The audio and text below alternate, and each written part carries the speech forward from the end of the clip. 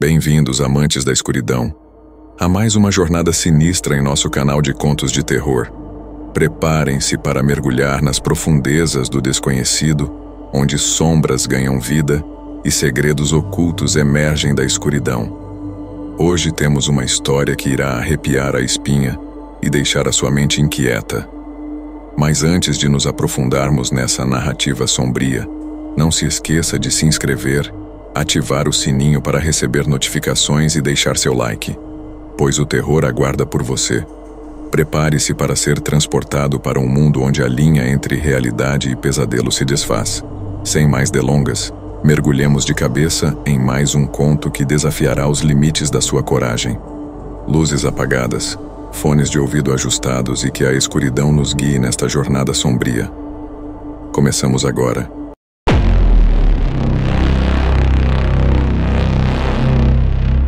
O assassinato de Peter Falconio é um dos casos criminais mais notórios e misteriosos da Austrália.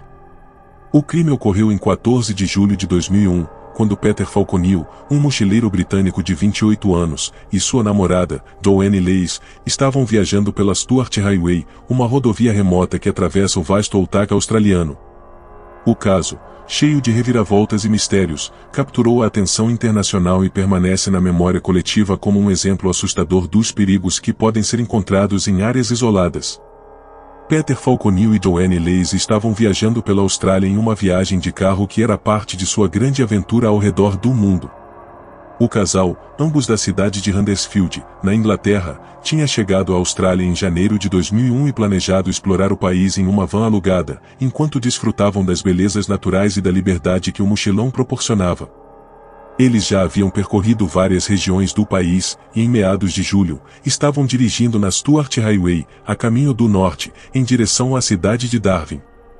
Na noite de 14 de julho, enquanto dirigiam por um trecho remoto e escuro da rodovia, o casal foi sinalizado por outro motorista, que os fez parar sob o pretexto de que havia um problema com o escapamento de sua van.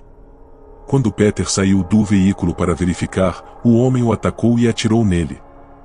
Joanne foi forçada a sair do veículo, amarrada e amordaçada, mas conseguiu escapar do agressor e se esconder no mato por várias horas antes de ser resgatada.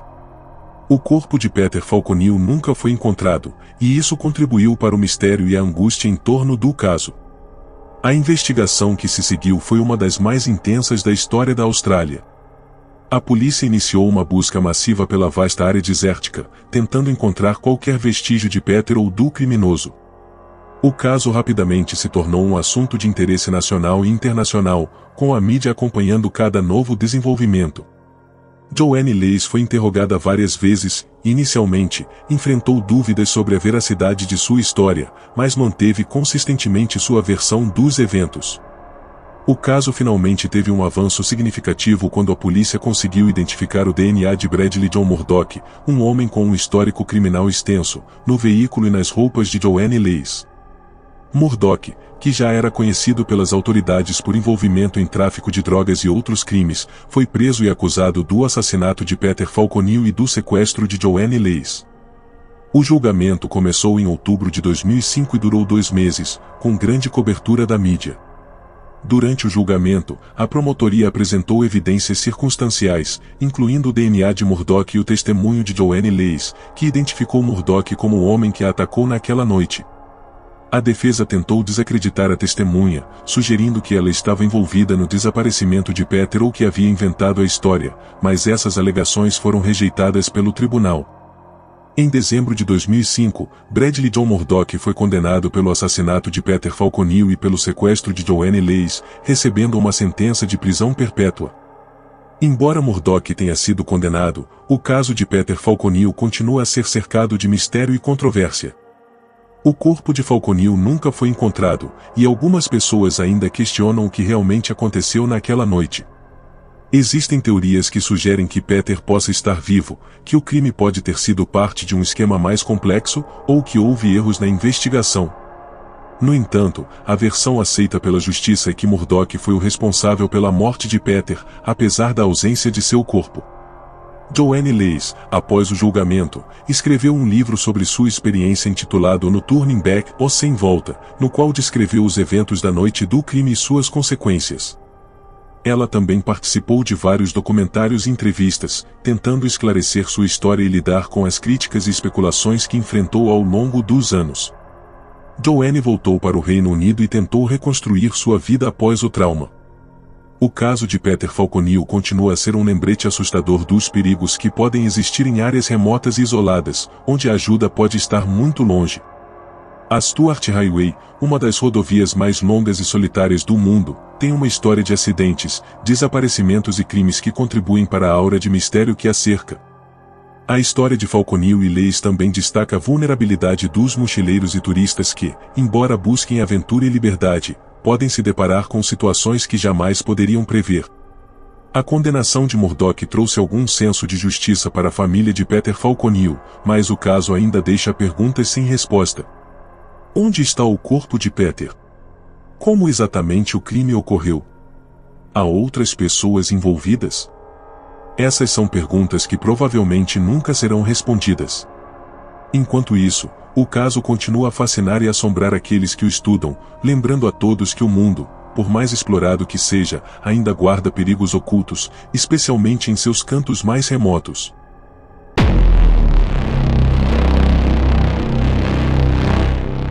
O caso de Chris Kremers e Lisanne Froon, duas jovens holandesas que desapareceram misteriosamente no Panamá em 2014, é um dos casos mais inquietantes e controversos dos últimos anos. Repleto de mistério, suspeitas e uma série de evidências perturbadoras, o desaparecimento das duas amigas durante uma caminhada nas selvas de Boquete gerou grande comoção internacional e inúmeras teorias. Embora partes de seus corpos tenham sido encontradas, muitos detalhes sobre o que realmente aconteceu com elas ainda permanecem envoltos em mistério. Chris Kremers, de 21 anos, e Lisanne Froon, de 22, eram duas estudantes holandesas que viajaram ao Panamá com o objetivo de aprender espanhol e fazer trabalho voluntário. Cheias de entusiasmo pela aventura, elas chegaram a Boquete, uma pequena cidade montanhosa cercada por densas florestas e trilhas desafiadoras, no final de março de 2014. No dia 1º de abril, as duas amigas decidiram fazer uma caminhada pela popular Trilha do Pianista, uma trilha conhecida por sua beleza natural, mas também por suas dificuldades. As jovens nunca mais foram vistas com vida após essa caminhada. Quando não retornaram para casa, a família com quem estavam hospedadas ficou preocupada e alertou as autoridades. As buscas iniciais começaram de forma relativamente pequena, mas quando as famílias de Chris e Lisanne chegaram ao Panamá, cerca de uma semana após o desaparecimento, as operações de resgate se intensificaram. Helicópteros, cães farejadores e equipes de resgate foram mobilizados, mas não conseguiram encontrar nenhuma pista concreta das jovens. Após semanas de buscas infrutíferas, o caso parecia estar estagnado até que, em junho de 2014, uma descoberta macabra mudou tudo. Uma mulher indígena encontrou uma mochila azul nas margens de um rio, a cerca de 14 horas de caminhada do ponto de partida original das jovens. Dentro da mochila estavam o celular de Chris, o celular de Lisanne, óculos de sol, dinheiro e, mais perturbadoramente, a câmera digital que elas haviam levado consigo. A mochila estava em perfeito estado, apesar de estar supostamente ao ar livre por semanas. A análise dos celulares revelou que as jovens haviam tentado ligar para os serviços de emergência 112, o número de emergência europeu, e 911, o número de emergência do Panamá, ou várias vezes a partir do dia em que desapareceram. A primeira tentativa foi feita apenas algumas horas após o início da caminhada, sugerindo que algo deu errado muito cedo. No entanto, devido à localização remota, as chamadas não conseguiram se conectar. Nos dias seguintes, várias outras tentativas de chamada foram feitas, mas com o passar do tempo, a frequência das tentativas diminuiu, assim como a carga das baterias dos celulares. No final, apenas o celular de Chris ainda tinha bateria, mas ele também foi desligado no dia 11 de abril, 10 dias após o desaparecimento. Mais perturbador ainda foram as fotos encontradas na câmera digital. As primeiras fotos, tiradas no início da caminhada, mostravam Chris e Lisanne sorrindo e aproveitando o passeio. No entanto, a câmera também continha cerca de 90 fotos tiradas durante a madrugada do dia 8 de abril, 7 dias após o desaparecimento. Essas fotos, tiradas no escuro, eram desconexas e mostravam o que parecia ser vegetação densa, pedras, um pedaço de papel e plástico, e o que parecia ser uma marcação feita com objetos pertencentes às jovens. Uma das fotos mostrava a parte de trás da cabeça de Chris, mas as circunstâncias em que essas fotos foram tiradas continuam sendo um mistério. Dias após a descoberta da mochila, foram encontradas partes do corpo de Lizane e Chris. Um osso do pé, ainda dentro da bota, foi identificado como sendo de Chris, enquanto um osso pélvico, também encontrado na área, foi identificado como sendo de Lizane. Esses restos mortais estavam espalhados por uma grande área, o que sugeriu aos investigadores que os corpos haviam sido arrastados pela correnteza do rio ou movidos por animais selvagens. No entanto, a ausência de muitos outros restos mortais, especialmente crânios e ossos maiores, gerou especulações. O caso gerou muitas teorias, algumas mais plausíveis do que outras.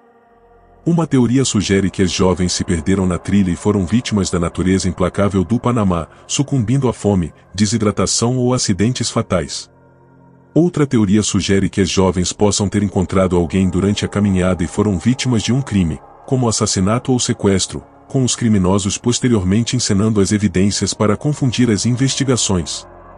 Existem até mesmo especulações sobre a possibilidade de rituais indígenas ou atividades de tráfico de drogas na área, que poderiam explicar o desaparecimento. Apesar das investigações conduzidas tanto pelas autoridades panamenhas quanto por especialistas holandeses, o mistério do que realmente aconteceu com Chris Cremers e Lizane From persiste até hoje. As evidências são insuficientes para estabelecer uma narrativa clara e definitiva.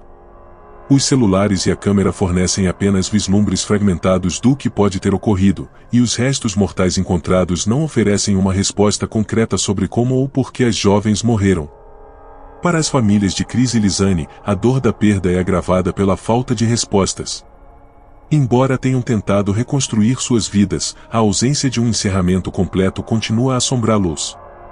O caso de Chris e Lizane não é apenas um trágico lembrete dos perigos que podem espreitar até nas aventuras mais bem planejadas, mas também um exemplo doloroso de como mesmo o mundo moderno, com toda a sua tecnologia e comunicação, pode falhar em fornecer as respostas que tanto buscamos quando o pior acontece. O mistério em torno do desaparecimento de Chris Cremers e Lizane From permanece como uma das histórias mais inquietantes e debatidas da era moderna, e serve como um lembrete sombrio da fragilidade humana diante das forças implacáveis da natureza e do desconhecido.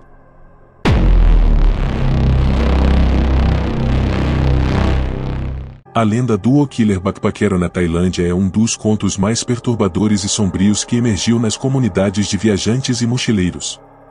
Este mito, que mistura ficção e realidade, foi alimentado por uma série de desaparecimentos e assassinatos de turistas na Tailândia ao longo dos anos. Embora nunca tenha sido provado que exista um assassino específico que tenha visado mochileiros, as histórias em torno do O Killer Backpackero ganharam notoriedade, especialmente entre aqueles que percorrem as rotas populares de viagem no Sudeste Asiático. A Tailândia, com suas praias paradisíacas, templos antigos e cultura vibrante, é um dos destinos mais populares do mundo para mochileiros. Todos os anos, centenas de milhares de jovens aventureiros chegam ao país em busca de experiências novas e inesquecíveis. No entanto, junto com essa atração irresistível, surgiram relatos de incidentes sombrios envolvendo turistas que desapareceram ou foram encontrados mortos em circunstâncias misteriosas. É nesse cenário que o mito do O Killer Backpackero floresceu. A lenda do O Killer Backpackero começou a ganhar força no final dos anos 1990 e início dos anos 2000, uma época em que o turismo na Tailândia estava em pleno crescimento, mas também começavam a surgir relatos preocupantes sobre turistas que haviam desaparecido sem deixar rastros. Esses casos, muitas vezes envolvendo jovens mochileiros que viajavam sozinhos, acabaram alimentando a imaginação coletiva e criando uma narrativa que ligava os desaparecimentos a um assassino em série, supostamente à espreita nas trilhas e rotas populares. Os rumores começaram com histórias de turistas que desapareceram enquanto faziam trilhas ou exploravam áreas remotas. Em alguns casos, corpos foram encontrados semanas ou meses depois, em estados avançados de decomposição, tornando difícil determinar a causa da morte. Em outros casos, os desaparecidos nunca foram encontrados, deixando para trás apenas pertences abandonados e um rastro de perguntas sem respostas. Entre os casos mais conhecidos associados a essa lenda está o de Catherine Orton, uma estudante britânica que foi assassinada na ilha de Koh Samui em 2006. Embora o caso tenha sido rapidamente resolvido com a captura dos culpados, o fato de que ela foi brutalmente atacada enquanto fazia uma caminhada noturna à beira-mar alimentou o medo entre os mochileiros e reforçou a ideia de que havia algo sombrio à espreita nos destinos turísticos da Tailândia.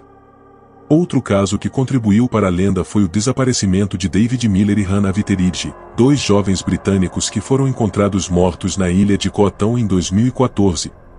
Suas mortes, que foram inicialmente atribuídas a outros mochileiros, levantaram suspeitas e geraram uma onda de especulações sobre o envolvimento de gangues locais ou mesmo de um assassino em série. O caso de Koh Tao, em particular, trouxe à tona as complexidades da justiça na Tailândia e levantou dúvidas sobre a segurança dos turistas no país. Além desses casos, há inúmeros relatos de turistas que desapareceram sem deixar vestígios em áreas como Chiang Mai, Phuket e Bangkok. Embora muitos desses desaparecimentos possam ser atribuídos a acidentes, uso de drogas ou outros fatores, a falta de respostas claras e a repetição de tais incidentes alimentaram a crença em um assassino desconhecido que, de alguma forma, se camufla entre a multidão de mochileiros. O killer backpaquero também se tornou um tema popular em fóruns online, blogs de viagem e redes sociais, onde histórias e teorias são compartilhadas e discutidas. Algumas versões da lenda falam de um assassino que ataca turistas solitários em trilhas isoladas, enquanto outras sugerem que ele se mistura com os mochileiros, ganhando sua confiança antes de atacá-los em momentos de vulnerabilidade. Em algumas narrativas, o assassino é descrito como um local, em outras como um estrangeiro que se esconde na Tailândia, explorando a falta de segurança e a dificuldade das autoridades em investigar crimes que envolvem turistas. Embora grande parte da lenda seja alimentada por especulação e medo, a realidade é que a Tailândia, como qualquer outro país, tem seus perigos, especialmente para aqueles que viajam sozinhos ou em áreas remotas. A combinação de um ambiente exótico, um grande número de turistas e um sistema de justiça que, por vezes, enfrenta desafios para investigar crimes complexos cria uma atmosfera onde mitos como o do killer backpaquero podem florescer. Porém, é importante destacar que, apesar das histórias assustadoras, a Tailândia continua sendo um dos destinos mais seguros e acolhedores para turistas, com milhões de pessoas visitando o país todos os anos sem incidentes. As autoridades tailandesas têm trabalhado para melhorar a segurança dos turistas, e muitos dos casos associados ao mito do killer backpaquero têm explicações mais simples, embora trágicas. A lenda do killer backpaquero é um reflexo do medo humano do desconhecido e da vulnerabilidade que sentimos quando estamos longe de casa, especialmente em terras estrangeiras. Assim como outras lendas urbanas, ela serve como um lembrete de que, por mais que busquemos aventura e novidade, devemos sempre estar atentos aos perigos reais que podem surgir em qualquer jornada. Para os mochileiros que continuam a explorar a Tailândia e outros destinos ao redor do mundo, a história do killer backpaquero é contada não tanto como uma advertência sobre um assassino específico, mas como um lembrete para sempre viajarem com cautela, respeitarem as culturas locais e estarem cientes do ambiente ao seu redor. Afinal, a verdadeira segurança vem de uma combinação de preparação, respeito e instinto, e os mesmos elementos que podem ajudar a evitar que a ficção se torne uma realidade.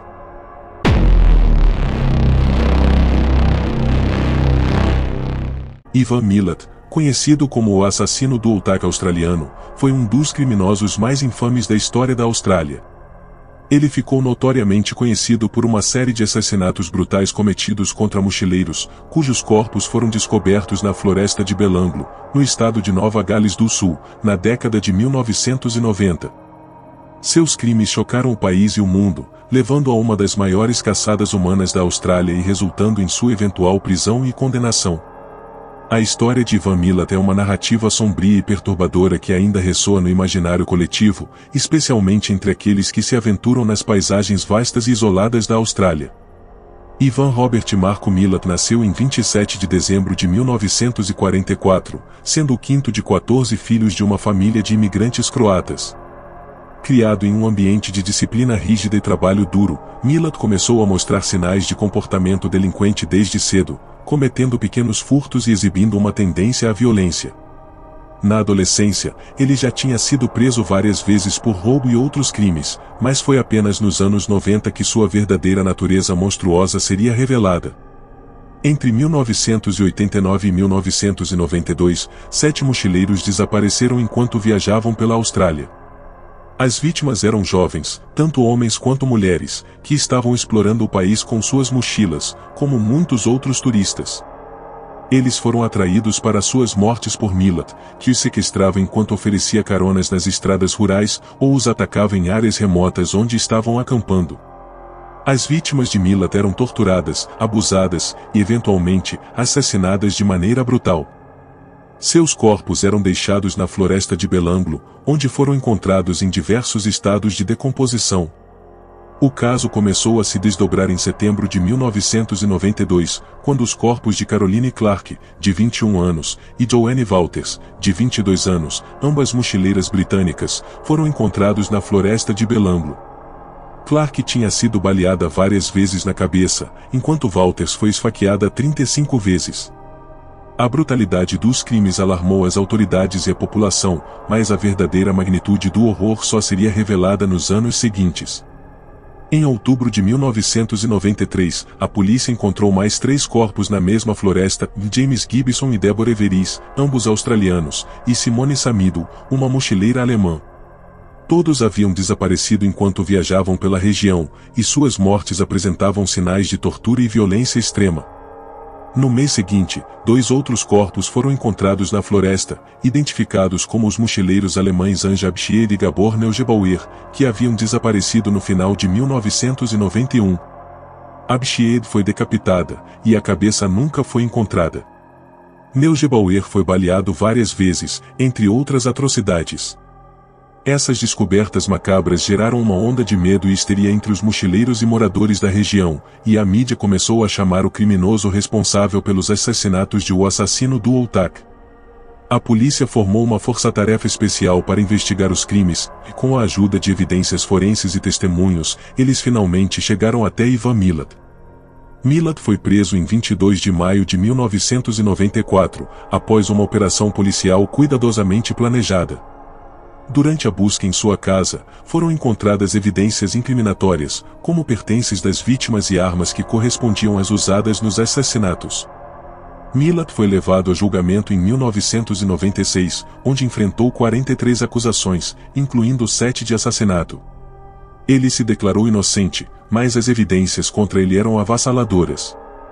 Após um longo e sensacionalista julgamento, Ivan Milat foi condenado por todos os assassinatos e sentenciado a 7 penas de prisão perpétua consecutivas, sem possibilidade de liberdade condicional. Durante seu tempo na prisão, Milat nunca confessou os crimes, mantendo sua inocência até sua morte. Ele se tornou uma figura emblemática do mal, representando o perigo que espreita nos vastos e inóspitos ambientes da Austrália. Milat morreu em 27 de outubro de 2019, aos 74 anos, devido a um câncer de esôfago, levando consigo para o túmulo todos os segredos sobre seus crimes e qualquer outro assassinato que possa ter cometido. O legado de Ivan Milat continua a assombrar a Austrália. Seus crimes não apenas marcaram a memória coletiva, mas também inspiraram filmes, documentários e até mesmo a série de terror Wolf Creek, que foi fortemente baseada nos assassinatos de mochileiros na Austrália.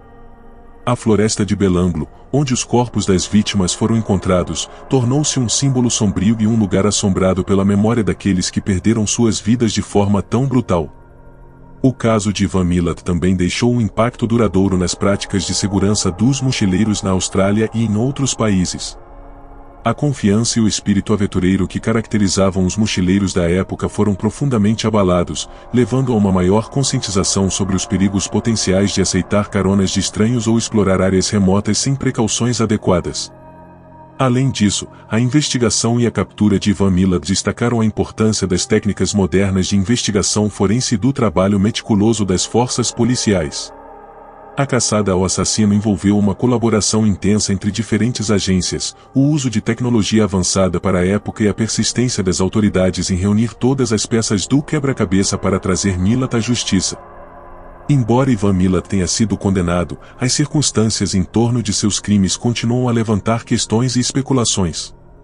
Houve rumores de que ele poderia ter sido responsável por outros assassinatos não resolvidos na Austrália, e alguns acreditam que ele não agiu sozinho, mas em parceria com outros membros de sua família.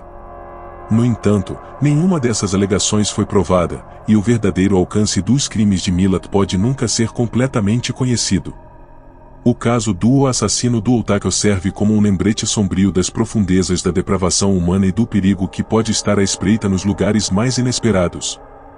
Para aqueles que ainda buscam aventuras nas vastas paisagens da Austrália, a história de Ivan Milat é um aviso silencioso de que, por mais que o mundo seja vasto e fascinante, também é um lugar onde o mal pode estar escondido em plena vista.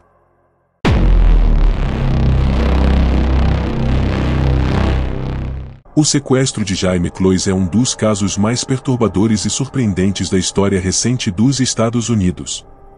O crime ocorreu em outubro de 2018, quando a jovem Jaime Clois, de 13 anos, foi sequestrada de sua casa na pequena cidade de Barron, Wisconsin. O que torna essa história especialmente assustadora é o fato de que Jaime foi levada após o brutal assassinato de seus pais, Denise e James Clois, dentro de sua própria residência.